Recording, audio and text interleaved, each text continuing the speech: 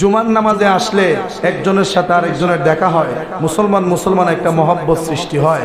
আজকে আপনি আমি বাংলাদেশের মুসলমান বলেই আমরা জুমার নামাজ পড়ার সুযোগ পাচ্ছি, বাংলাদেশের মুসলমান বলেই আমরা খোলা মনে খোলাভাবে স্বাধীনভাবে আল্লাহর ইবাদত করতে পারছি, কোনো বাধা নাই। কিন্তু যারা ভারতের মুসলমান, বিশেষ করে যারা বর্তমানে পশ্চিমবঙ্গের মুসলমান আছে, এই পশ্চিমবঙ্গের মুসলমানগুলি কিন্তু নামাজও ঠিকমতো পড়তে পারতেছে না, জুমাও পড়তে পারতেছে না, কুরবানিও করতে পারতেছে না, মুসলমান নারীরা পর্দাও করতে পারতেছে না, আল্লাহু আকবার জবান দিয়ে উচ্চারণও করতে পারতেছে না। হিন্দু সম্প্রদায়, উগ্র হিন্দুত্ববাদ যারা আছে, তারা মুসলমানদেরকে এমনভাবে বিপদের মধ্যে ফেলে দিচ্ছে, মুসলমান তারা আল্লাহর নাম পর্যন্ত নিতে পারে না। তারা মুসলমানকে মারধর করতেছে, মুসলমানদের গায়ে আঘাত করতেছে, নারীদেরকে ঘর থেকে টেনে হেঁচড়ে বের করে তারা নারীদেরকে ধর্ষণ করতেছে, খারাপ কাজের মধ্যে লিপ্ত হচ্ছে। মুসলমান মসজিদে নামাজে দাঁড়ালে মসজিদের ভিতরে গিয়ে গুলি ছুড়ে দিচ্ছে। মুসলমান মসজিদে নামাজ পড়তেছে, তারা ব্যান্ড পাট্টি নিয়ে মসজিদের ভিতরে ঢুকে মুসলমানদের নামাজের মধ্যে ব্যাঘাত ঘটাচ্ছে। মুসলমান মসজিদে নামাজ পড়ার জন্য বসে আছে, তাকে ধরে টেনে হিঁচড়ে মসজিদ থেকে বের করে দিচ্ছে, মসজিদ ভেঙে একাকার করে দিচ্ছে, মিনারগুলি ভেঙে একাকার করে দিয়ে সেখানে মন্দির প্রতিষ্ঠা করতেছে। এবার আপনারা কোন এই দিক দিয়ে তুলনা করলে আমরা বাংলাদেশের মুসলমান শান্তিতে আছি না অশান্তিতে আছি? শান্তিতে আছি। কোনো হিন্দুর সাহস নাই যে মসজিদে আইসা আমাদের নামাজ পড়তে আমাদেরকে বাধা দেবে। কিন্তু ভারতবর্ষের মুসলমান, বিশেষ করে বর্তমান পশ্চিমবঙ্গের মুসলমান যারা আছে, বিজেপি সরকার যখন ক্ষমতার মধ্যে বসলো, ক্ষমতার মধ্যে বসার পর থেকেই মানুষদের উপরে জুলুম শুরু করে দিয়েছে, মুসলমানদের উপরে নির্যাতন শুরু করে দিয়েছে। মুসলমানদেরকে এমনভাবে মারপিট করে তাদেরকে উলঙ্গ করে দিচ্ছে এবং তাদের জবান দিয়ে জোরপূর্বক জয় শ্রীরাম শব্দটা বের করে দিচ্ছে। আল্লাহু আকবার বলা যাবে না, এই জন্য তারা আইন করে দিয়েছে জবান দিয়ে সবাইকে জয় শ্রীরাম বলতে হবে। জয় শ্রীরাম বলার জন্য মুসলমানদেরকে তারা আঘাত করতেছে। এইরকম ভয়ানক পরিস্থিতিতে আল্লাহ তাআলা এখন আমাদেরকে ইসলামের উপর অটল রেখেছেন, জুমার নামাজ পড়ার মতো আল্লাহ তাআলা আমাদেরকে সুযোগ করে দিয়েছেন, এইরকম সুবর্ণ সুযোগের ব্যবস্থা করে দিয়েছেন। একবার কি শুকরিয়া আদায় করার দরকার আছে না নাই? মহব্বতে বলি আলহামদুলিল্লাহ। এই পশ্চিমবঙ্গের মুসলমান যারা আছে, নির্যাতিত মুসলমান, মজলুম মুসলমান যারা, আমরা সবাই দোয়া করি আল্লাহ তাআলা যেন মজলুম মুসলমানদেরকে ওই সমস্ত উগ্র হিন্দুদের হাত থেকে হেফাজত করে, হিন্দুত্ববাদের হাত থেকে আল্লাহ তাআলা যেন মুসলমানদেরকে হেফাজত করে। মনে রাখবেন বাবা, উগ্রবাদী হওয়ার ঠাঁই ইসলামের মধ্যেও নাই, হিন্দু ধর্মের মধ্যেও নাই, খ্রিস্টান ধর্মের মধ্যেও নাই, বৌদ্ধ ধর্মের মধ্যেও নাই। এক কথায় পৃথিবীর প্রায় 4,500 ধর্ম আছে। এই 4,500 ধর্মের মধ্যে কোন ধর্মই কাউকে উগ্রবাদী শিক্ষা দেয় না, কোন ধর্মই কাউকে কঠিন হওয়া শিক্ষা দেয় না। সকল ধর্মই মোটামুটি সাম্যের গান গাওয়ার চেষ্টা করে। কিন্তু বাবা, যারা হিন্দু নাম দিয়ে মুসলমানদের উপর আঘাত করতেছে, আপনি খোঁজ নিলে দেখবেন হিন্দুত্ববাদের সেই সনাতন ধর্মের কোনো আমল, কোনো ইবাদত, কোনো পূজা, কোনো কাজ ওই সমস্ত হিন্দুদের মধ্যে নাই। মনে রাখবেন, যারা উগ্রবাদী, যারা সন্ত্রাসী, ওই সন্ত্রাসীদের কোনো ধর্ম হয় না। সন্ত্রাসী যারা, এরার কোনো ধর্ম নাই। যারা হিন্দুর মধ্যে যারা সন্ত্রাস, তাদের নাম একটাই, তারা সন্ত্রাস। তারা হিন্দুও নয়, তারা মুসলমানও নয়। আবার মুসলমানের মধ্যে যারা সন্ত্রাস, তারা মুসলমানও নয়, হিন্দুও নয়। সন্ত্রাসবাদ যারা জঙ্গি, যারা সন্ত্রাসী করে, যারা সমাজের মধ্যে বিশৃঙ্খলা সৃষ্টি করে, মনে রাখবেন তাদের একটাই পরিচয়, তারা সন্ত্রাস, তারা জঙ্গি। কথা ঠিক কিনা? এছাড়া কোনো ধর্মই আমাদেরকে জঙ্গিবাদিত্ব শিক্ষা দেয় না, কোনো ধর্ম উগ্রবাদিতা শিক্ষা দেয় না। এই জন্য যারা সনাতন ধর্মের নাম দিয়ে মুসলমানদের উপরে নির্যাতন করতেছেন, সাবধান হয়ে যান, কারণ সনাতন ধর্ম কখনো এইরকম উগ্রবাদিতা শিক্ষা দেয় না। অতএব বোঝা গেল, হিন্দুর নাম দিয়ে তারা শুধুমাত্র মুসলমান ধ্বংস করার জন্য নামছে, এছাড়া তাদের আর কোনো মকসুদ নাই। এদের কথা হলো পৃথিবী থেকে মুসলমান উৎখাত করে দিতে হবে, পৃথিবী থেকে মুসলমানকে ধ্বংস করে দিতে হবে। কিন্তু মনে রাখবেন, মুসলমান আছে, মুসলমান ছিল, মুসলমান কিয়ামত পর্যন্ত থাকবে। এই ভারতের মধ্যে বর্তমানে হিন্দু মুসলমানের যে দাঙ্গা শুরু হয়েছে, এই দাঙ্গা শেষ পর্যায়ে একটা যুদ্ধে রূপান্তর হবে, একটা বিশাল আকারের যুদ্ধ হবে। ভারত আর বাংলাদেশের মধ্যে, মুসলমান আর হিন্দুদের মধ্যে একটা যুদ্ধ হবে। যে যুদ্ধটার ব্যাপারে ১৫০০ বছর আগে আমার দয়াল নবী হাদিস শরীফের মধ্যে বলেছেন যে ভারতবর্ষের মধ্যে একটা যুদ্ধ হবে, একটা জিহাদ হবে, যেটার নাম হবে গাজওয়াতুল হিন্দ। গাজওয়াতুল হিন্দ নামে একটা যুদ্ধ হবে, যেই যুদ্ধে হিন্দু মুসলমান দাঙ্গায় জড়াবে, হিন্দু মুসলমান যুদ্ধের মধ্যে জড়াবে। যেই যুদ্ধে মুসলমানের পক্ষ থেকে যারা যুদ্ধে অংশগ্রহণ করবে, অংশগ্রহণ যারা করবে তারা বেহেশতে যাবে। এটা আমার নবী বলে দিয়েছেন যে হিন্দু মুসলমানের সেই যুদ্ধের মধ্যে যেই মুসলমান অংশগ্রহণ করবে সেই মুসলমানের জন্য বেহেশতের ওয়াদা আমার নবী করেছেন। সর্বশেষ নবীজি ফায়সালা দিয়েছেন যে এই হিন্দু মুসলমান এই যুদ্ধের মধ্যে সর্বশেষ জয়লাভ হবে ইসলাম, মানে মুসলমান। জোরে বলি সুবহানাল্লাহ। আচ্ছা, আমরা যে মুসলমান, আমরা কোন কারণে মুসলমান, কি করার কারণে আমরা মুসলমান, বা আমাদের নামটা মুসলমান এইরকম শব্দটা হলো কেন? আমাদের নাম তো অন্য কিছু হতে পারে, কিন্তু আমরা যারা লা ইলাহা ইল্লাল্লাহ মুহাম্মাদুর রাসূলুল্লাহ সাল্লাল্লাহু আলাইহি সাল্লাম এই কালেমা যারা মানি, বিশ্বাস করি, আমাদেরকে মুসলমান বলা হয়। কিন্তু আমাদের নাম কি অন্য কিছু হতে পারতো না? এই মুসলমান নামকরণ করেছেন কে? সেটা ডিক্লার আমার নবী দিয়েছেন। আমার নবী ডাক দিয়া বলে, উম্মত শোনো, তোমাদেরকে মুসলমান বলে স্বীকৃতি দিয়েছেন, তোমাদেরকে মুসলমান হিসাবে নামকরণ করেছেন আমাদের মুসলিম জাতির পিতা হযরতে ইব্রাহিম আলাইহিস সালাম। জোরে বলি সুবহানাল্লাহ। ইব্রাহিম নবীর দ্বীনের উপর, ইব্রাহিম নবীর সেই ধর্মের উপর যারা থাকবে তাদের নাম মুসলমান। এখন আপনারা বলবেন, ইব্রাহিম নবী আসার আগে কি মুসলমান ছিল না? হ্যাঁ, মুসলমান ছিল, কিন্তু এক এক সময় মুসলমান এক এক নামের উপরে ছিল। এক ডাকে সবাইকে মুসলমান বলা হতো না, এক এক সময় এক একটা নামের উপরে তারা এক আল্লাহর ইবাদত করত। কিন্তু ইব্রাহিম নবীর পর থেকে যারা এক আল্লাহর ইবাদত করে, ইব্রাহিম নবীর পর থেকে যারা রসুলকে রসুল হিসাবে মানে, তাদেরকে ইব্রাহিম নবীর নাম দিয়েছেন যে তারা আমার জাতের, তারা আমার ধর্মের, তাদের নাম হবে মুসলমান। জোরে বলি সুবহানাল্লাহ। এই জন্য নবীজি বলে যে কুরবানির সময় যখন তোমরা কুরবানি করো, জানো এই কুরবানিটা আসলে কি? এই কুরবানি হচ্ছে জাতির পিতা ইব্রাহিম আলাইহিস সালামের সুন্নত। জোরে বলি সুবহানাল্লাহ। নবী বলে না এটা আমার সুন্নত, নবী বলছে এটা ইব্রাহিম নবীর সুন্নত। ইব্রাহিম নবী কুরবানি করেছেন, এই জন্য আমরাও করি, আমি নবীও করেছি, উম্মত তোমরাও করো। জোরে বলি সুবহানাল্লাহ। তো কুরবানির প্রস্তুতি মোটামুটি আমাদের আছে না নাই? সবাই মোটামুটি কম বেশি প্রস্তুতি নিচ্ছে। আমরা প্রস্তুতি নেব এবং নিয়ত শুদ্ধ রেখে আল্লাহর রাস্তায় কুরবানি করব ইনশাআল্লাহ। এবার আসেন বাবা, এই পৃথিবীর জমিনে যারা ফিতনা ছড়ায়, পৃথিবীর জমিনে যারা ঝগড়া বিবাদ লাগায়, এই ঝগড়া বিবাদ লাগানো এইটা কোনো মানুষের কাজ হতে পারে না। ঝগড়া বিবাদ যারা লাগায় তারা হচ্ছে শয়তানের ওয়াসওয়াসায়, তারা শয়তানের ওয়াসওয়াসায় পড়ে ঝগড়া বিবাদ লাগায়। বাংলাদেশের সেই সমস্ত দুশমনে রাসূল, বাংলাদেশের সেই সমস্ত দুশমনে আউলিয়া কেরাম, ওলি আল্লাহদের দুশমন, নবীর দুশমনদের এত পরিমাণ সাহস হয়েছে যে মাজার ভাঙতে ভাঙতে ভাঙতে ভাঙতে শেষ পর্যায়ে গত রাত্র 11টার সময় ঢাকা শাহ আলী বুগদাদি রহমাতুল্লাহ আলাইহি মাজার ভাঙার জন্য তারা মাজারে গেছে। নাউজুবিল্লাহ।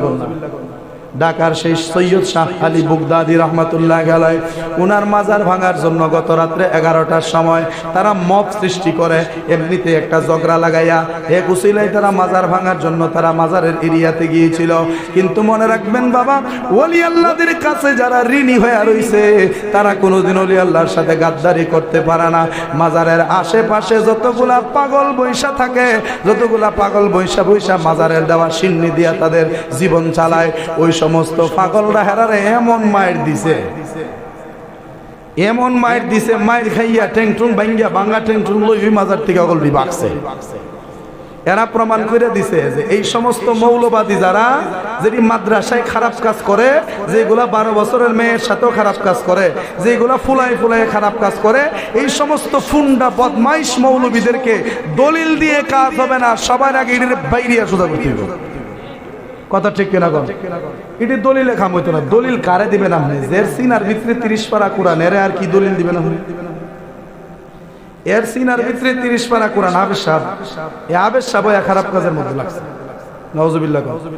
হাফেজ সাহেব ছাত্রর সাথে খারাপ কাজ করে, হাফেজ সাহেব ছাত্রীর সাথে খারাপ কাজ করে। এবার আপনারা কোন এর সিনার ভিতরে 30 পারা কোরআনে পারছেনি এর খারাপ কাজ থেকে ফিরাইতে হবে? পারছে না। তো জের ভিতরে 30 পারা কোরআন থাকার পরেও এর নিজের বুঝটা নিজে বুঝে না, এরা আমি বুঝাইলে বুঝবো? বুঝতো না। অতএব এটির দলিল না দিয়া আগে কিছু উত্তম মধ্যম দিয়া সাইজ কইরা এরপরে ঠান্ডা মাথা বয় একটু বুঝাইবার দরকার। কথা ঠিক কিনা? নাহলে কত বড় সাহস দেখেন। মিরপুর শাহ আলী বুগদাদি রহমাতুল্লাহ আলাইহি, যিনি শাহজালাল বাবার অন্যতম একজন সঙ্গী, সুবহানাল্লাহ, এই শাহ আলী বুগদাদি রহমাতুল্লাহ আলাইহির মাজার শরীফ ভাঙার জন্য যায়। এর সাহসটা কত দূর হইছে দেখছেন?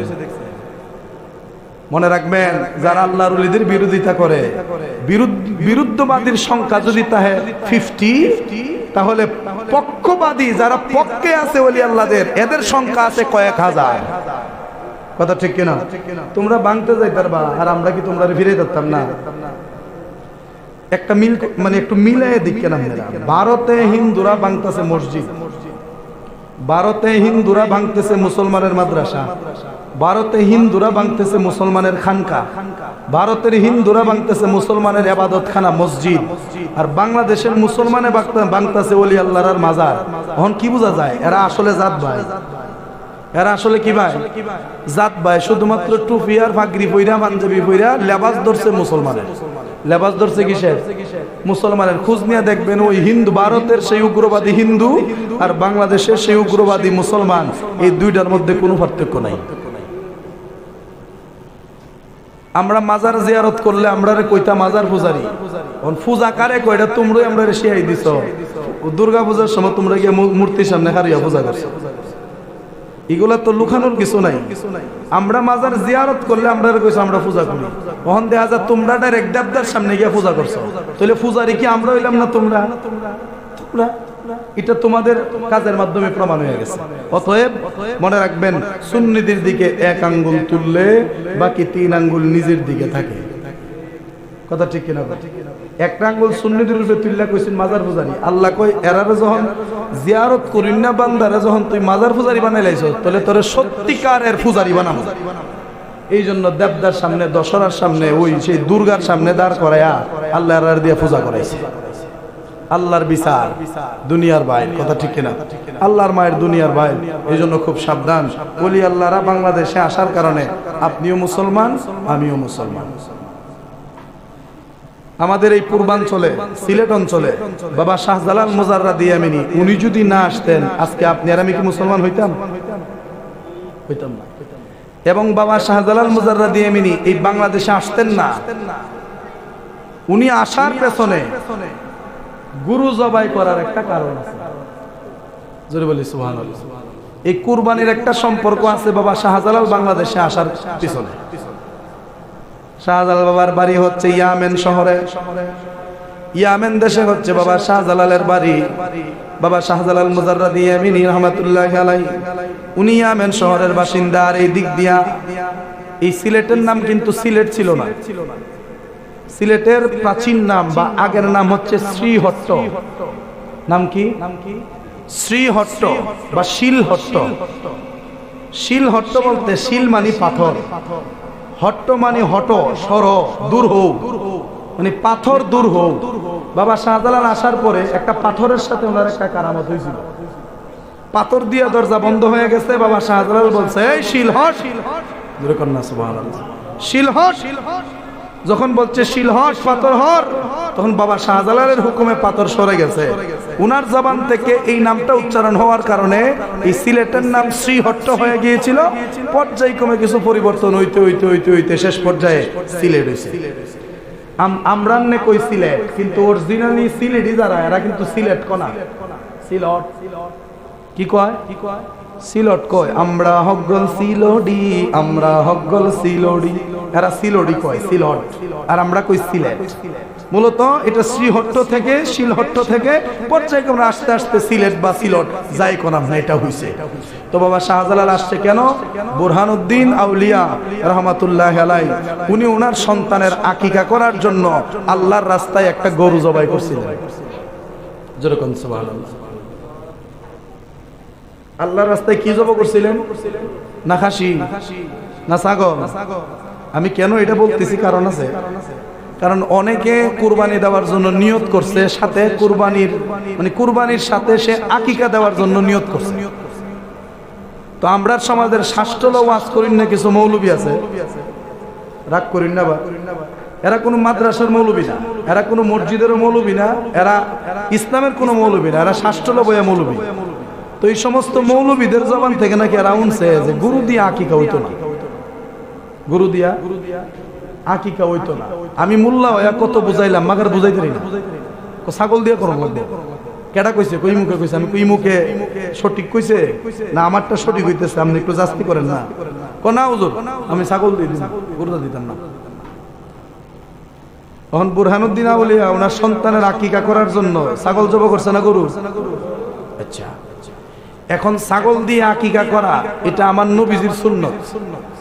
আমার নবীজি বকরি দিয়ে বা ভেড়া দিয়ে বা দুম্বা দিয়ে আমার নবীজি আকিকা করতেন। নিজের আকিকা নবী নিজে করছেন, সুবহানাল্লাহ। নবীজি নিজের আকিকা নিজে করছেন। তো কেউ যদি সরাসরি খাস সুন্নত আদায় করতে চায় তাহলে সে ছাগল দিবে, নাহলে বকরি দিবে, নাহলে ভেড়া, নাহলে দুম্বা, এই জাতীয় জিনিস দিয়ে সে আকিকা করবে। আর কেউ যদি চায় যে কুরবানির 7 শরীকের মধ্যে 6 শরীক আমি হব কুরবানির আর 1 শরীক হব আমি আকিকার, আমার সন্তানের আকিকার নামে একটা শরীক আমি রেখে লাইলাম, যদি এই হিসাবে সে গরুতে শরীক হয় তাহলে সে পরিপূর্ণ আকিকার সওয়াব পাবে। আরো সেটা উত্তম হবে, কারণ কুরবানির পশুর সাথে তার সন্তানের আকিকাটা জড়াই, এটা আরো ভালো হবে আপনার। এই জন্য কেউ যদি গরুর সাথে কুরবানি এবং আকিকা উভয় দিতে চান আপনারা দিতে পারেন, এতে আপনার কুরবানিরও কোনো ক্ষতি হবে না, আকিকারও কোনো ক্ষতি হবে না ইনশাআল্লাহ। তো বুরহানুদ্দিন আউলিয়া রহমাতুল্লাহ আলাইহি ওনার ছোট্ট করে ওনার কাহিনীটা একটু বলে দেই, কারণ কুরবানির সাথে এটার একটা সম্পর্ক আছে। উনি গরু কুরবানি করলেন। এখন আপনারা বলেন, গরু কুরবানি করার পর আকিকার গোশত কি করা? আত্মীয় স্বজনের মধ্যে বন্টন করে দেওয়া। এখন বাবা শাহজালাল আসার আগে সিলেটে কি মুসলমান ছিল নাকি ছিল না? এখন যদি মুসলমান না থাকে বুরহানুদ্দিন এত বড় গরু বিলাইব কারে? তার মানে এখানে কোনো না কোনো কারণ আছে। হযরতে সৈয়দ বুরহানুদ্দিন উনি গরু জবাই করেছেন, এই গরুর গোশত মুসলমানের ঘরে ঘরে বন্টন করে দিবেন। মনে রাখবেন, বাবা শাহজালাল আসার আগেও এই সিলেটের অঞ্চলে ফাঁকে ফাঁকে কিছু মুসলমান ছিল, যারা প্রকাশ্যে মুসলমান ছিল না, গোপনে গোপনে এক আল্লাহর ইবাদত করত। যেরকম না সুবহানাল্লাহ। যারা গোপনে গোপনে বুরহানুদ্দিন আউলিয়ার শরণাপন্ন হয়ে উনার সঙ্গ পাওয়ার কারণে কিছু মানুষ উনার দ্বীনের উপরে ঈমান আনছে। যেরকম সুবহানাল্লাহ। এই সিলেটে সর্বপ্রথম কালেমার দাওয়াত বাবা শাহজালাল দেয় নাই, সর্বপ্রথম কালেমার দাওয়াত গোপনে দিয়েছে সৈয়দ বুরহানুদ্দিন। যেরকম না সুবহানাল্লাহ। উনি একা কুলাতে পারতেছে না, সাহস নাই ওনার, এই জন্য গোপনে তিনি সন্তানের আকিকা করার জন্য গরুটা জবাই করলেন। আর উনার তো জানা আছে কোন গর মুসলমান, তখন তিনি গোপনে গোপনে ওই ঘরে ঘরে নিয়ে গোশতগুলা পৌঁছে দিবেন। কিন্তু আল্লাহর কি মহিমা, একটা কাক গরুর একটা কান টুকুর দিয়া ধরে এই কান্ডার নিয়ে ফেলাইছে রাজা গৌরগোবিন্দের রাজপ্রাসাদে। রাজা গৌরগোবিন্দ এরা তো গরুরে মা ডাহে, কি ডাহে? মা ডাহে। ভারতের হিন্দুদের মধ্যে শুরুর থেকে জ্বালাইতেছে। ভারতের হিন্দুদের মধ্যে একটা প্রতিযোগিতা আছে, কি প্রতিযোগিতা জানেননি? যে গরুর মূত্র যত বেশি খাইতে পারবো সে তত বড় হিন্দু। এদিন একটা ভিডিও দেখে মনে করেন আমার ভিতরে যে লাইন আছে বাইরে যে বাগার উপক্রম হয়েছে। 2 কেজি পানির মধ্যে 1 কেজি গোবর, নাউজুবিল্লাহ। 2 কেজি পানির মধ্যে 1 কেজি গোবর মিশাইয়া বেড়া আগ কইছে, বেড়ারে শরবত হিসেবে খাওয়াই দিতেছে। অন খাইতেছে যে জোর করে না বেটা উসে তাইকা এবং নিজের বড় হিন্দু প্রমাণ করার জন্য তোরা খাইবে মুত আমি কামো গোবর নাউজুবিল্লাহ গুফর এমন খাওয়া খাইছে আবার দেখা যায় গরু মুততেছে পিছে দিয়ে ডাব্বা দিয়ে ধরে দিবে এখন যারা গুমূত্র খায় এরার বিবেক আর কুদ্দুর ভালো হইব আর এরা ইসলাম সম্পর্কে কি তুই বুঝবো কথা ঠিক কিনা আচ্ছা কোন গরুর মুত খাওয়া বালা না গরুর দুধ খাওয়া বালা জোরে কোন না দুধ খাওয়া বালা আল্লাহর কি মহিমা দেখছেন নি আল্লাহ এরারে খাওয়া গরুর মুত আমরা খাওয়া গরুর দুধ কথা ঠিক কিনা এরারে খাওয়া গরুর মুত আমরা খাওয়া গরুর দুধ খালি দুধ না আমরা এই গরু দিয়ে হাল চাষ করি এই গরু দিয়ে আমরা পানি চাষের কাজ করি এই গরু দিয়ে আমরা ধান মারাই করি এই গরু দিয়া আমরা দুধ দহন করে খাই সর্বশেষ যখন এই গরু আর কোনো কামে লাগে না এটারে জব করে গোশত খায় কথা ঠিক কিনা গো আল্লাহর কত বড় মহিমা দেখছেন আল্লাহকে গরুটা তরার জন্য হালাল এটার মধ্যে যা আছে সব তরার জন্য হালাল তবে হালাল না কয়েকটা জিনিস এর মধ্যে দুইটা হইলো যেটা হিন্দু রাখা এটা তরার লাগা হারাম একটা হলো গুফর একটা হলো মুত এই জন্য আমরা এই দুইটা খাই না বাকি যা আছে মোটামুটি সবই আমরা খাই তো বুরহানুদ্দিন আউলিয়া উনি জবাই করলেন গরু একটা কান নিয়ে গরু গোবিন্দের এটার মধ্যে ফেলাইছে গরু গোবিন্দ তো কান দিকে অবাগে আমরার মার কান কাটলো কেডা আমরার মায়ের কান কাটলো কেডা খোঁজ নিল যে মুসলমান থাকলে তো প্রকাশ্যে একজনই আছে বুরহানুদ্দিন যাও খোঁজ নিয়ে দেহ যায় দেহ বুরহানুদ্দিনের ঘরে গরু জবাই করছে যে গোশত রান্না করতেছে সুবহানাল্লাহ এই অবস্থা দেখার পরে গরু গোবিন্দের মাথাটা কদ্দুর গরম এবার কথা কাটছে তো কাটছে এবার রাইন্দা খাওয়ার প্রস্তুতি নিতেছে তখন বুরহানুদ্দিনকে পাকড়াও করে ফেললো ওনার সন্তান এই যে সন্তানের জন্য আকিকা করছিলেন সেই সন্তানকে শহীদ করে দিলেন ইন্না লিল্লাহি ওয়া ইন্না ইলাইহি রাজিউন সন্তানকে শহীদ করে দিলেন বুরহানুদ্দিন আউলিয়াকে ধরে নিয়ে গেলেন অনেক কাহিনী মাঝখানে ঘটলো বুরহানুদ্দিন আউলিয়া এটার বিচার কারো কাছেই পাইলেন না কারো কাছেই পাইলেন না কারণ বিচার কে করবে কারণ এই সিলেটের যে বাদশা হেই তো হিন্দু এখন পুরো সিলেট অঞ্চল হিন্দুদের দখলে এখন বিচারটা চাইব কার দ্বারা তৎকালীন জামানায় সবচাইতে বড় আল্লাহর ওলি যিনি বাংলাদেশে ছিলেন না ভারতে ছিলেন উনি বাংলাদেশের সিলেট থেকে হাঁটা লইলেন ভারত আল্লাহর ওলির কাছে গিয়ে বিচার চাইব যেরকম সুবহানাল্লাহ ভারতের কোথায় ভারতের দিল্লি শহরে নিজামুদ্দিন আউলিয়ার কাছে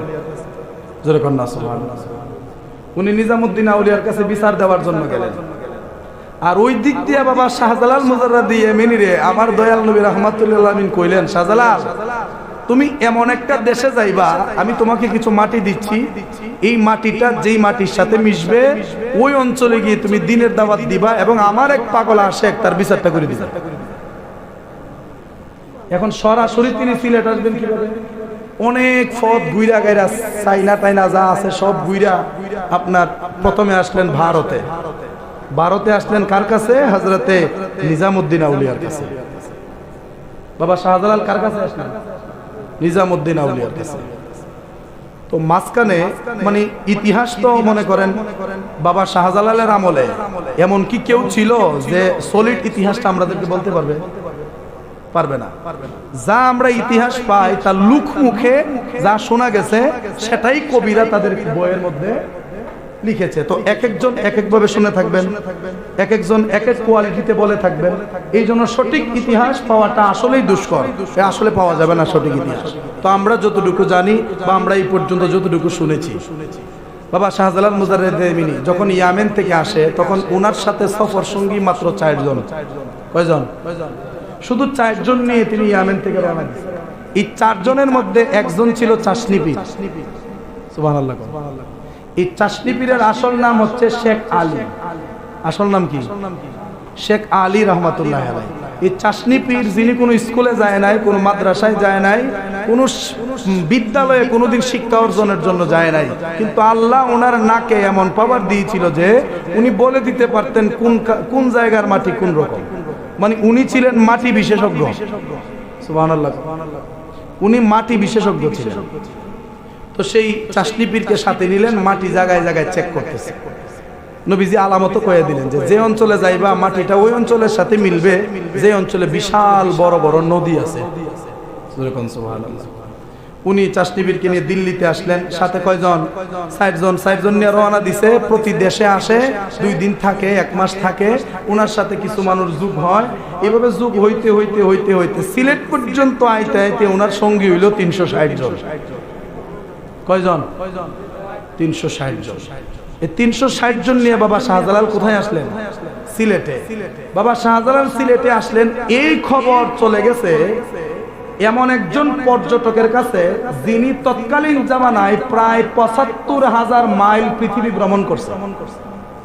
পর্যটক আপনারা চিনবেন না, জোয়ান যারা, যুবক যারা এরা চিনবেন। পর্যটক বলতে আমরা জাফলং যাই না ঘুরতাম, আমরা হইলাম পর্যটক। মানে পর্যটক হচ্ছে তারা যারা বিশ্বের বিভিন্ন জায়গায় ঘোরার জন্য তারা সফর করে। কানাডা যায়, আমেরিকা যায়, কক্সবাজার যায়, বিভিন্ন জায়গায় তারা ঘুরতে যায়। আর ওইখান থেকে গুরুত্বপূর্ণ কিছু থাকলে এইগুলা তারা কালেক্ট করে আইনা আমাদেরকে দেখায়, তাদেরকে পর্যটক বলে। তো একজন পর্যটক সে খবর পাইল যে পূর্ব বাংলায় একদম ভারতের সীমান্তে একজন আল্লাহর ওলি আসছে ইয়েমেন থেকে। উনি এই খবর পাইয়া বাবা শাহজালালের সাথে দেখা করার জন্য নিয়ত করছে। আর উনার একটা অভ্যাস ছিল এরকম, যেখানে দরবেশের খোঁজ পাইতো এখানে দরবেশের কাছে গিয়ে কিছুক্ষণ সময় দিত। জোরে বলে সুবহানাল্লাহ। সেই পর্যটক বাবা শাহজালালের সাথে দেখা করার জন্য রওনা দিলেন চায়না থেকে। কোথায় থেকে? চায়না থেকে, চীন দেশ থেকে রওনা দিলেন। ভারত হয়ে তিনি বাংলাদেশে আসবেন। ভারত হয়ে যখন বাংলাদেশের সীমান্তের মধ্যে ঢুকেছে বাবা শাহজালাল, উনার কাছে থাকা কিছু খাদেমদেরকে বললেন, ও আমার খাদেমরা শোনো, আমার খেদমত করো তো ঠিক আছে, এই মুহূর্তে তোমরা চলে যাও সিলেটের সীমান্তে। সিলেটের সীমান্তে মতানৈক্য আছে। একটা মতানৈক্য হইল সিলেটের সীমান্ত দক্ষিণ সাইডে।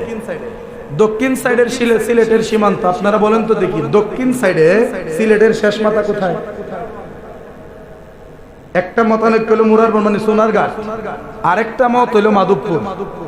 কারণ মাধবপুর তো হবিগঞ্জ জেলা পড়ছে, আর হবিগঞ্জ তো সিলেট বিভাগে পড়ছে, ঠিক না? এই মতানৈক্য। বাবা শাহজালাল ওনার কয়েকজন খাদেম পাঠালেন, সিলেটের সীমান্তে চলে যাও, আমার একজন পাগল আসতেছে, তারে রিসিভ করে নিয়ে আসো। এখন আপনারা কোন এই 700-800 বছর আগে কি মোবাইল আছে? কি কোন? তাইলে ওই পাগল যে বাবা শাহজালালের সাথে দেখা করার জন্য আইতেছে, এই খবর শাহজালালের কাছে গেল কেমনে? সুবহানাল্লাহ। বাবা শাহজালাল এই খবর কোথা থেকে পাইলেন? বাবা শাহজালাল বলে, শুনরে দুনিয়ার মানুষ, তোরা তো কথা বলতে গেলে বাংলাদেশ থেকে আমেরিকা কথা বলতে গেলে অন্তত একটা মোবাইল ফোন তোদের কানে ধরা লাগে, কিন্তু আমি শাহজালালের কোনো মোবাইল লাগে না। আল্লাহ দিলের ভিতরে যে মোবাইল ফিট করে দিয়েছে, এইটা দিয়ে আল্লাহর আরশে আজিম পর্যন্ত দেখতে পায়। যখন ওই লোকটা ধরেন সোনারঘাট আসলো, আইসেই দেখে বাবা শাহজালালের পক্ষ থেকে কিছু খাদেম ওনার জন্য অপেক্ষা করতেছে। উনি তখন বললেন, আপনারা কারা? তখন তিনারা বলতেছে, আমরা বাবা শাহজালালের পক্ষ থেকে আসছি। আপনার নাম কি? মুখ। আপনি কি চায়না থেকে আসছেন? জি। তাইলে আপনাকে রিসিভ করার জন্য বাবা শাহজালাল আমরা পাঠাইছি। তখন উনাকে রিসিভ করে বাবা শাহজালালের কাছে নিয়ে গেলেন। তো বাবা শাহজালালের কাছে যাওয়ার পরে উনি বাবা শাহজালালের খেদমতে থাকলেন বরাবর 1 মাস। 6 মাস। বাবা শাহজালাল বর্তমানে যেখানে মাজার শরীফ, বাবা শাহজালালের মাজার শরীফ যেখানে, এইখানে কোনো মানে মাজার ছিল না, এইখানে কোনো মানে মানুষ বসবাসের উপযুক্ত কোনো কিছু ছিল না। এই জায়গার মধ্যে উঁচা একটা টিলা, সেই টিলার মধ্যে একটা গর্ত ছিল, মানে গুহা। কি ছিল? একটা গুহা ছিল। সেই গুহার ভিতরে বাবা শাহজালাল বাস করতেন। তো তখন ছিল শীতের মৌসুম। উনি একটা কুট পড়ছে, যে কুটটা হইলো ছাগলের চামড়া দিয়া বানানো। কি চামড়া? ছাগলের চামড়া দিয়া বানানো একটা কুট তিনি গায়ে দিয়া গুহার ভিতরে অবস্থান করতেন। তো ওই পর্যটক যখন বাবা শাহজালালের সাথে উঠা বসা উনার সাথে চলাফেরা করতে শুরু করলেন, 1 মাস পর্যন্ত উনার কাছে থাকার পরে মনে মনে নিয়ত করছে যে আমি যেই দিন জামুগা উনার দরবার থেকে, আমি উনার দরবারে একটা জিনিস চামু। কি জিনিস চামু? উনার গায়ে যে ছাগলের চামড়া দিয়া বানানো যে একটা কুট, আমি এই কুটটা উনার কাছে হাদিয়া চামু। জোরে কন্যা সুবহানাল্লাহ। কারণ কুটটা আমার খুব পছন্দ হয়েছে, এটা আমি নিব। উনি এই নিয়ত করলেন। 1 মাস হওয়ার পরে উনি বাবা শাহজালাল কি গিয়ে বললেন, বাজান আমি এখন তো আবার চায়না যেতে চাই, আপনি যদি অনুমতি দিতেন। তখন কইতেছে তুমি যখন আর থাকবাই না, চলেই যাবা, তুমি চলে যাও, আমি বিদায় দিলাম, তবে তুমি খালি হাতে যাইবা এটা তো হইতে পারে না, আমার কোটটা তোমাকে উপহার দেব।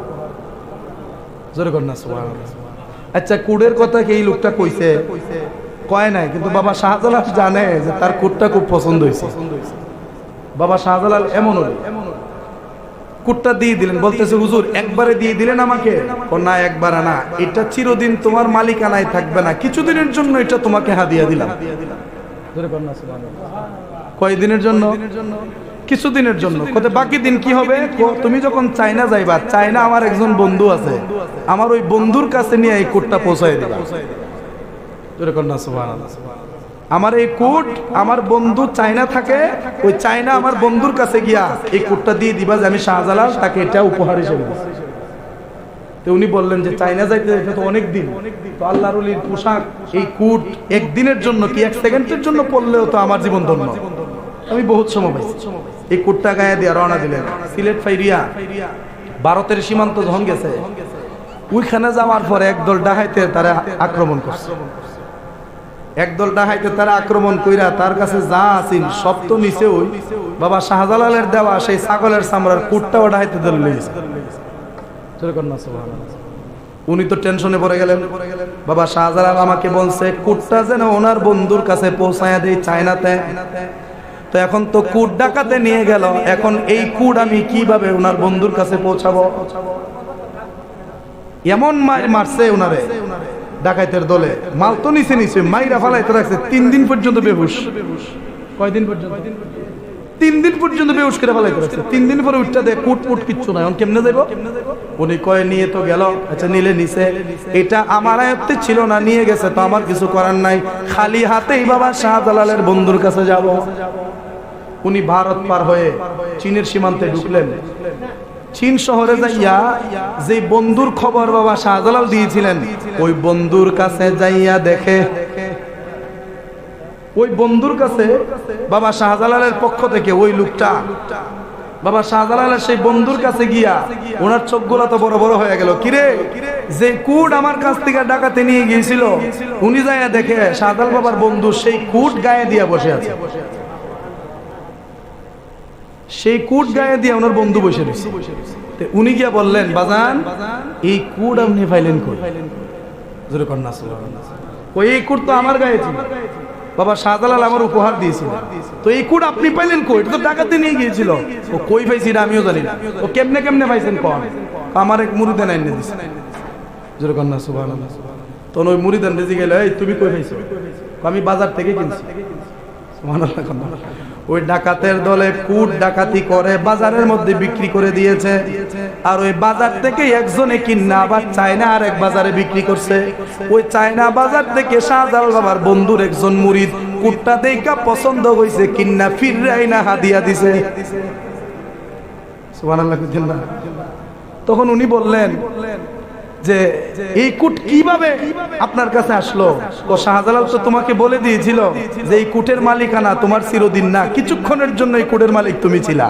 যতক্ষণ এই কুট তোমার মালিকানায় ছিল, কুট তোমার কাছেই ছিল, আর যখন তোমার মালিকানার সময় ফুরিয়ে গেছে, এটা ডাকাতের হাতে আসছে। ডাকাতের হাতের মেয়াদ যখন ফুরিয়ে গেছে, এটা বাজারে আসছে। বাজারের মেয়াদ যখন ফুরিয়ে গেছে, আমার মুরিদের মাধ্যমে এটা আমার গায়ে আসছে। জোরে কন্যা সুবহানাল্লাহ। বাবা শাহজালাল এমন আল্লাহর একজন ওলি ছিলেন, যিনি সিলেট থেকে চায়নাতে কথা বলতেন।